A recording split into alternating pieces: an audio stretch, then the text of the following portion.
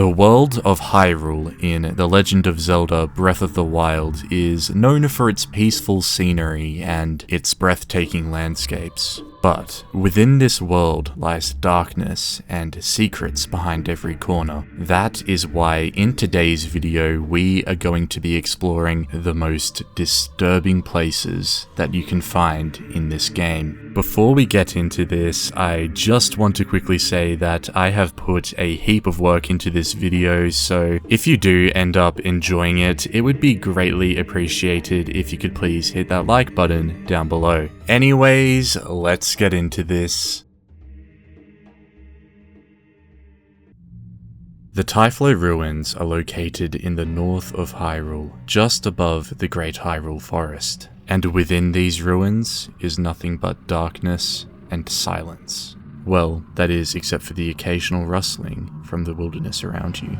The Typhlo Ruins are a mysterious and magical place where light cannot enter. Therefore, to navigate your way through this area, you need to rely on your own torches and the various torchlights scattered throughout the ruins. As you explore this lonely place, you'll stumble across various different structures from a time long past. Perhaps a curse was laid on this area long ago by the civilization that created these structures, or maybe it was laid on them by someone else.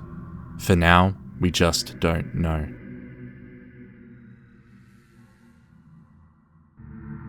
In the quiet outskirts of Hateno Village stands a strange statue. At first glance, one may think that this is just another statue of the goddess Hylia, which are abundant throughout Hyrule in this game, but they would be mistaken. This statue has a twisted form with two curled horns that jut menacingly from its head. Its face is featureless, aside from hollow, deep-set eyes that seem to watch you with an unsettling intensity. In the game, if you choose to pray to this horned statue, it will speak to Link and imply that Link is the first person to pray to it in a long time. The horned statue also asks Link if he was praying for a long life or wealth, and promises that it can grant these requests.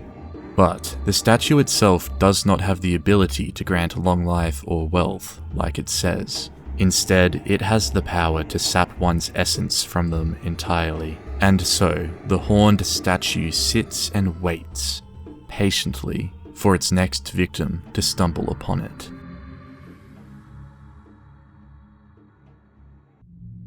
In Hyrule's northeast lies one of its eeriest landmarks, Skull Lake. From above, the lake resembles a massive skull with two dark, hollowed eyes. The rocks that surround the lake are jagged and pale and look like exposed bone, giving the lake an unnatural, almost cursed appearance. Adding to this ominous atmosphere are the strange, oversized flowers that grow in the lake. These plants just feel out of place, and they give off an unshakable feeling of unease as you swim over them. It's ironic that one of the only sources of color and life in this area feels so lifeless.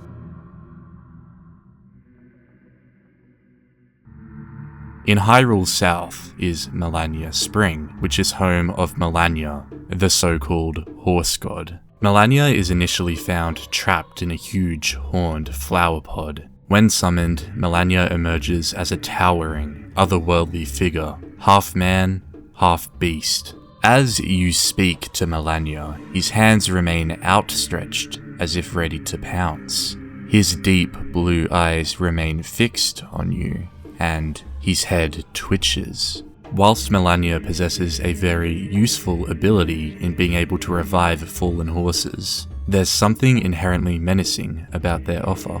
For example, when Link encounters Melania in the game, Melania considers eating him for a meal. Melania also warns Link that if he believes the horse's death was by Link's own hands, Link will be subject to his wrath. In both circumstances, Melania later claims to be joking, but there is definitely an underlying malice to his tone, which suggests that perhaps Melania isn't joking after all.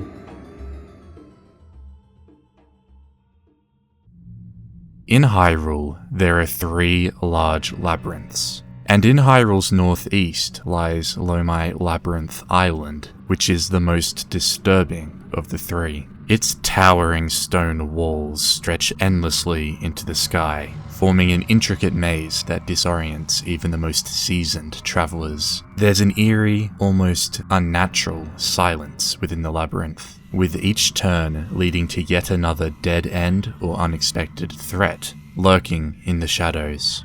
But the most disturbing thing about this location is not the labyrinth itself, it's what lies below the labyrinth. The air is thick in the basement.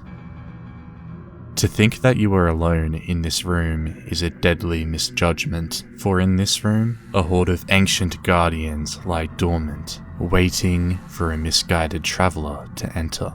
And should someone dare step foot into this room, this dark, silent, dormant room awakes and turns into a deadly arena.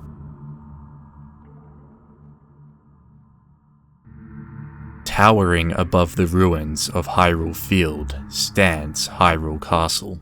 What was once the proud heart of the kingdom is now a twisted monument of destruction, shrouded in a dense aura of red malice. Every hallway, room, and chamber is stained with the scars of the past conflict. The castle is littered with shattered pillars and tapestries torn and faded with time. The grand rooms that once held feasts and royal gatherings are now the domain of monsters. As you venture deeper into the castle, the sense of dread builds. With each step, you are reminded that this is Calamity Ganon's domain. Hyrule Castle is no longer a place for heroes or rulers.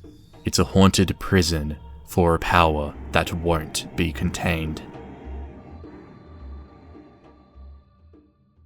Anyways, that is it for today's video, so I do hope you guys enjoyed it. As I said at the beginning, I did put a lot of effort into the video, and if you're still watching to this point, I imagine you at least enjoyed it to a certain extent, so it would be appreciated if you could please let me know by hitting that like button. This video is also pretty different from the usual style of content that I make. I was really hoping to have this one out in time for Halloween, but it just ended up taking me a lot longer than I expected, so whoopsies. Anyways, as always, there'll be a couple of my other videos on the screen right now to check out, so I recommend you do that, and I'll see you guys with another video sometime soon, probably.